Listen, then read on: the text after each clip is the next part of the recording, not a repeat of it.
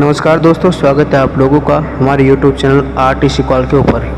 जैसा कि हमारे YouTube चैनल के ऊपर हम ओशो की बुक मैं मृत्यु सिखाता हूँ की समरी हिंदी भाषा के अंदर कर रहे हैं। ये सीरीज़ हमारे YouTube चैनल के ऊपर कंटिन्यू चल रही है और इस सीरीज़ का चौथा एपिसोड हम आप लोगों के लिए लेकर आए हैं। एपिसोड को शुरू करने से पहले मैं आप लोगों से कहना चाहता हूँ कि सबसे पहले आप लोग अपने कानों के अंदर ईयरफोन्स लगा लें, जिससे कि आप लोग ओशो के विचारों को सावधानीपूर्वक सुन सकें और इन्हें अपने जीवन में उतार कर आप अपने जीवन में कुछ परिवर्तन ला सकें। तो चलिए इस वीडियो को शुरू करते हैं। वीडियो को शुरू करने से पहले अगर आप लोगों को ये सीरीज पसंद आ रही है और ये वीडियो पसंद आ रहा है तो आप लोग हमारे YouTube चैनल को सब्सक्राइब कर सकते हैं और बेल आइकन ऑन कर सकते हैं। साथ ही इस वीडियो को लाइक करके शेयर भी कर सकते हैं। तो चलिए आज के इस वीडियो को शुरू करते हैं। एक बार यह अनुभव हो जाए कि मैं अलग और यह शरीर अलग है तो मौत खत्म हो गई, मृत्यु नहीं है फिर। और फिर तो शरीर के बाहर आकर खड़े होकर देखा जा सकता है। ये कोई फिलॉसफी विचार नहीं है, ये कोई दार्शनिक तात्विक चिंतन नहीं है कि मृत्यु क्या है, जीवन क्या है। जो लोग इस विचार पर करते हैं वे दो कौड़ी का भी फल कभी नहीं निकाल पाते हैं। यह तो एक एग्जिस्टेंशियल अप्रोच है, यह तो है अस्तित्ववादी खोज। जाना जा सकता है कि मैं जीवन हूँ, जाना जा सकता है कि मृत्यु मेरी नहीं, इसे जिया जा सकता है, इसे भीतर प्रविष्ट हुआ जा सकता है। लेकिन जो लोग केवल सोचते हैं कि हम विचार करेंगे कि मृत्यु क्या है, जीवन क्या है, वे लाख विचार करें, जन्म जन्म विचार करें, उन्हें कुछ भी पता नहीं चल सकता है। क्योंकि हम विचार करेंगे क्या, केवल उसके संबंध में विचार किया जा सकता है जिसे हम जानते हों, जो नॉन है, जो ज्ञात है, उसके बाबत विचार हो सकता है। और जो अननोन है, जो ज्ञात है, उसके बाबत कोई विचार नहीं हो सकता। आप वही सोच सकते हैं जो आप जानते हैं। कभी आपने ख्याल किया है कि आप उसे नहीं सोच सकते हैं जिसे आप नहीं जानते? उसे सोचेंगे कैसे? How to convince it? उसकी कल्पना ही कैसे हो सकती है, उसकी धारणा ही कैसे हो सकती है जिसे हम जानते ही नहीं। जीवन हम जानते ही नहीं, मृत्यु हम जानते ही नहीं, सोचेंगे हम क्या? इसीलिए दुनिया में मृत्यु और जीवन पर दार्शनिक ने जो कहा है उसको दो कौड़ी भी मूल्य नहीं है। फिलॉसफी की किताबें में जो भी लिखा है मृत्यु और जीवन के संबंध में, उसका कौड़ी पर भी मूल्य नहीं है। क्योंकि वे लोग सोच सोच कर लिख रहे हैं, सोच कर लिखने का कोई सवाल नहीं है। सिर्फ योग ने जो कहा है जीवन और मृत्यु के संबंध में, उसके अतिरिक्त आज तक सिर्फ शब्दों का खेल हुआ है। क्योंकि योग जो कह रहा है वह एक एग्जिस्टेंशियल, एक लिविंग, एक जीवंत अनुभव है। आत्मा अमर है, ये कोई सिद्धांत, कोई थ्योरी, कोई आइडियोलॉजी नहीं है। ये कुछ लोगों का अनुभव है। और अनुभव की तरफ जाना हो तो अनुभव का हल कर सकता है इस समस्या को कि क्या है जीवन, क्या है मौत। और जैसे ही यह अनुभव होगा, ज्ञात होगा कि जीवन है, मौत नहीं, जीवन ही है, मृत्यु है ही नहीं। फिर हम कहेंगे लेकिन यह मृत्यु तो घट जाती है। उसका कुल मतलब इतना है कि जिस दिन घर में हम निवास करते थे उस घर को छोड़कर दूसरे घर की यात्रा शुरू हो जाती है। जिस घर में हम रह रहे हैं उस घर से हम दूसरे घर की तरफ यात्रा करते हैं। घर की सीमा है, घर की सामर्थ्य है, घर एक यंत्र है। यंत्र थक जाता है, जीर्ण हो जाता है और हमें पार हो जाता पड़ता है। अगर विज्ञान ने व्यवस्था कर ली तो आदमी के शरीर को 100, 200, 300 वर्ष भी जिलाया जा सकता है। लेकिन उससे यह सिद्ध नहीं होगा कि आत्मा नहीं है। उससे सिर्फ इतना सिद्ध होगा कि आत्मा को कल तक इस घर को बदलने पड़ते थे। अब विज्ञान ने पुराने ही घर को फिर से ठीक करने की व्यवस्था कर दी है। उससे यह सिद्ध नहीं होगा, इस भूल में कोई वैज्ञानिक न रहे कि हम आदमी की उम्र अगर 500 वर्ष कर लेंगे, 1000 वर्ष कर लेंगे तो हमने सिद्ध कर दिया कि आदमी के भीतर कोई आत्मा नहीं है। नहीं, इससे कुछ भी सिद्ध नहीं होता है। इससे इतना ही सिद्ध होता है कि मैकेनिज्म शरीर का जो था उसे आत्मा को इसीलिए बदलना पड़ता था कि वह जरना जीर्ण हो जाया।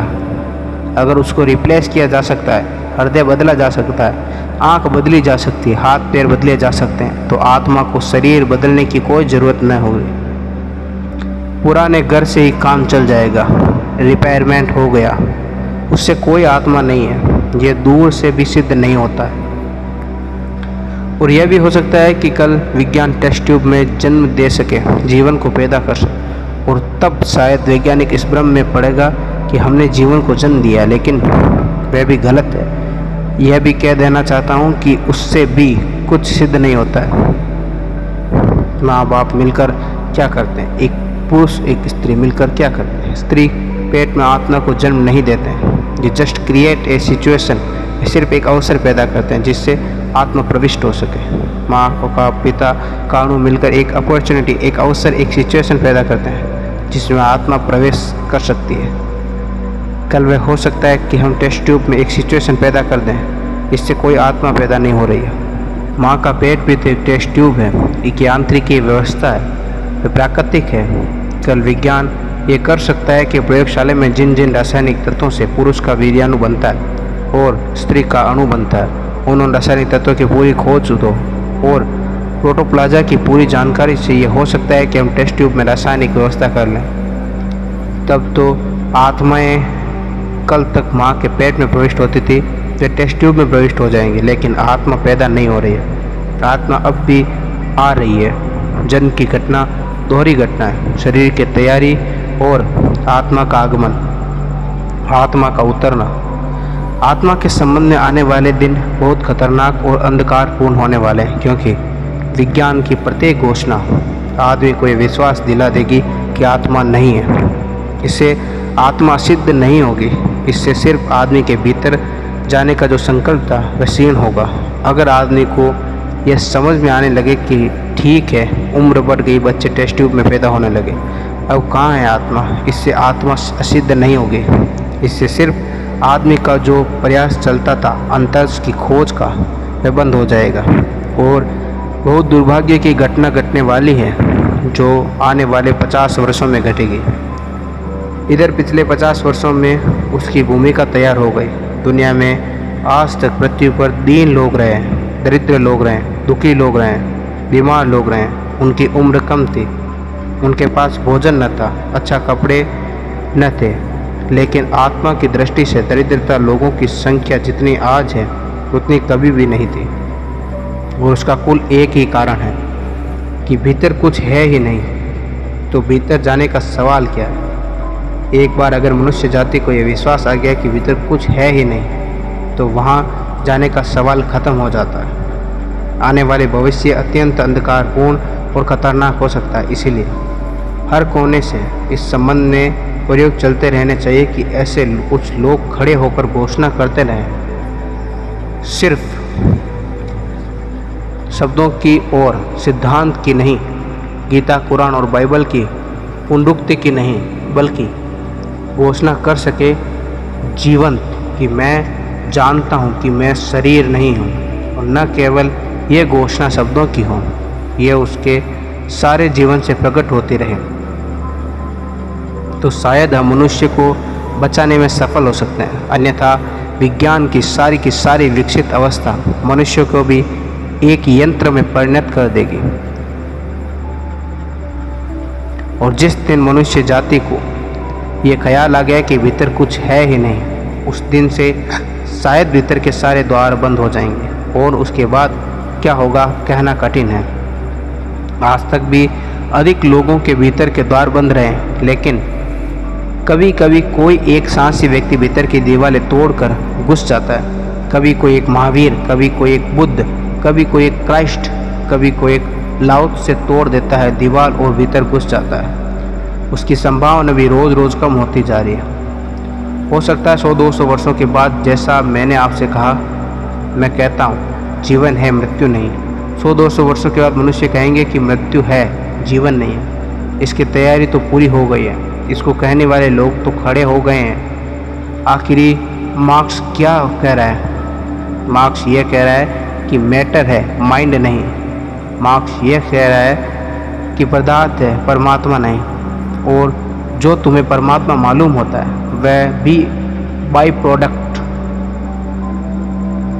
मैटर का है, वह भी पदार्थ की उत्पत्ति है, वह भी पदार्थ से पैदा हुआ है। मार्क्स का यह कह रहा है कि जीवन नहीं है, मृत्यु है, क्योंकि अगर आत्मा नहीं है और पदार्थ ही है तो फिर जीवन नहीं, मृत्यु है।